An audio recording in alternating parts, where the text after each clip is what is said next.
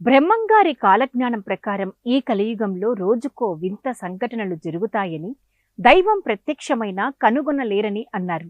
నిజమే, కళ్లకు కట్టినట్లు ఇక్కడ కనిపిస్తున్న దృశ్యం చూస్తుంటే ఆశ్చర్యం కలగక మానదు.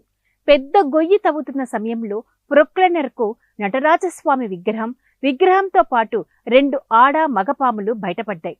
ఒక పాముకు ఫణిపై తెల్ల జుట్టు, మరొక పాము ఫణిపై నల్ల జుట్టు ఉంది. వీటిని చూసి అక్కడ పనిచేసేవారు అవాక్కయ్యారు.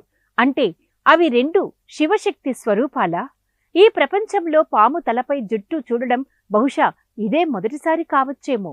నటరాజుకు నాగరాజు రక్ష, ఇదేమి చోద్యం?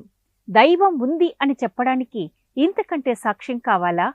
4 దిక్కులే నువ్వే దిక్కని మొక్కే నాగమ్మ, నీ బంగారు కాంతుల చల్లని పడగల దీవెనలి అమ్మ. అమ్మా 4 దిక్కులే నువ్వే దిక్కని మొక్కే